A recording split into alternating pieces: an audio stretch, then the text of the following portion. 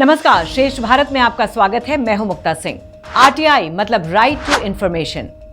बीते कुछ सालों से इसे जानकारी हासिल करने के और अफसरशाही पर लगाम लगाने के लिए जनता के सबसे बड़े हथियार के रूप में देखा जा रहा था।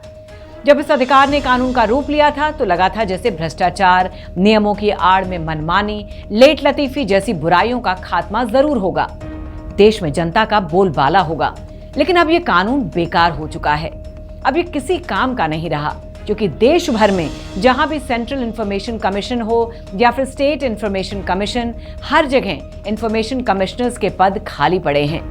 जैसे उनकी किसी को जरूरत ही ना हो, जैसे जनता का किसी से कोई सवाल ही ना हो।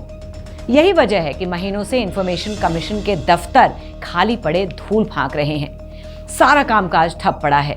अब इसे सिस्टम की लाचारी कहें या लाल फीताशाही, वजह चाहे कुछ भी हो, जनता के हितों का हनन तो हो ही रहा है। देश की सर्वोच्च अदालत सुप्रीम कोर्ट को भी ये बात काफी नागवार गुजरी है। आरटीआई की बेबसी और लाचारी पर सुप्रीम कोर्ट भी भड़की पड़ी है। कोर्ट का कहना है कि आरटीआई एक्ट की धार बड़ी तेजी से खत्म होती जा रही है और ये एक बेकार से कानून की श्रेणी में आ गया है। जब ये कानून बना था तब तत्कालीन प्रधानमंत्री मनमोहन सिंह की सरकार ने गवर्नमेंट एडमिनिस्ट्रेशन में पारदर्शिता लाने के लिए पब्लिक अथॉरिटीज को इस जवाबदेही के लिए बाध्य कर दिया था कि अगर कोई आम आदमी कोई भी सवाल करे और जानकारी मांगे तो उसे आराम से जवाब दिया जाए। मगर अफसोस, लोगों को जानकारी देने के लिए साल 2005 में बनाए गए ये कानून चंद सालों में वेंटिलेटर पर पहुंच गया है। आलम यह है कि सुप्रीम कोर्ट को भी आरटीआई के हालात पर रोना आ रहा है। बीते सोमवार सर्वोच्च न्यायालय ने कहा कि सेंट्रल इंफॉर्मेशन कमीशन और स्टेट इंफॉर्मेशन कमीशन में पद खाली पड़े हैं, जिस कारण वो जनता की शिकायतों को दूर करने में असमर्थ है। सुप्रीम कोर्ट के वरिष्ठ अधिवक्ता प्रशांत भूषण ने सीजेआई डीवाई चंद्रचूड़ और जस्टिस जेबी पारदीवाला और जस्टिस मनोज मिश्रा की पीठ के सामने सामाजिक कार्यकर्ता अंजलि भारद्वाज की याचिका पर दलील देते हुए बताया कि सीआईसी में इंफॉर्मेशन कमिश्नर्स के 11 पदों में से 7 खाली हैं और मौजूदा इंफॉर्मेशन कमिश्नर्स नवंबर में रिटायर होने वाले हैं। उन्होंने कहा कि स्टेट इंफॉर्मेशन कमीशन और भी बुरे हालात में है। झारखंड स्टेट इंफॉर्मेशन कमीशन मई 2020 से ही काम नहीं कर रहा है, क्योंकि इंफॉर्मेशन कमिश्नर्स के सभी 11 पद खाली पड़े हैं। वहीं तेलंगाना में इंफॉर्मेशन कमिश्नर्स के सभी पद फरवरी, जबकि त्रिपुरा में जुलाई 2021 से ही खाली पड़े हैं। देश में आरटीआई एक्ट की वेंटिलेटर पर चल रही व्यवस्था को जानकर पीठ ने तुरंत इस पर एक्शन लिया। कोर्ट ने additional solicitor general Aishwarya Bhati को निर्देश दिया है कि वो केंद्र सरकार को इंफॉर्मेशन कमिश्नर्स के sanction post, number of vacancies, अगले साल 31 मार्च तक जो वैकेंसीज होंगी उन सभी के आंकड़े जुटाएं। साथ ही केंद्र को आरटीआई एक्ट के तहत इन निकायों के सामने पेंडिंग शिकायतों और अपीलों से संबंधित जानकारी इकट्ठा करने का निर्देश भी देने को कहा है। कोर्ट ने केंद्र सरकार से 3 हफ्ते के अंदर एक रिपोर्ट मांगी है।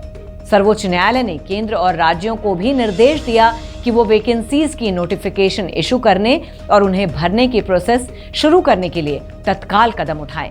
सुप्रीम कोर्ट बेंच ने कहा कि राज्यों ने सूचना आयोग में वैकेंसीज नहीं भरकर आरटीआई अधिनियम को एक बेकार कानून बना दिया है। अब आपको ग्राफिक्स के जरिए बताते हैं कि देश के बाकी राज्यों में आरटीआई एक्ट के क्या हालात हैं। उन राज्यों में कितने इंफॉर्मेशन कमिश्नर्स हैं और कितनी शिकायतें पेंडिंग पड़ी हैं।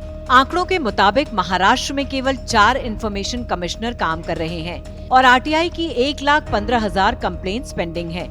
तेलंगाना में एक भी इंफॉर्मेशन कमिश्नर नहीं है और यहाँ पर आरटीआई के करीब 10,000 मामले अटके हैं। कर्नाटक में 5 इंफॉर्मेशन कमिश्नर हैं, लेकिन यहाँ पर भी 40,000 आरटीआई के मामले अटके हैं। पश्चिम बंगाल में 3 इंफॉर्मेशन कमिश्नर हैं और यहाँ 12,000 आरटीआई केस पेंडिंग है।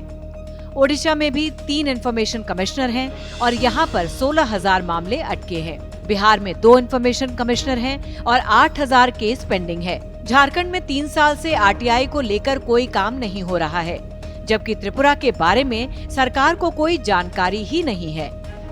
अब जरा सोचिए, ये उस देश का हाल है जो आज दुनिया की सबसे बड़ी शक्ति बनना चाहता है।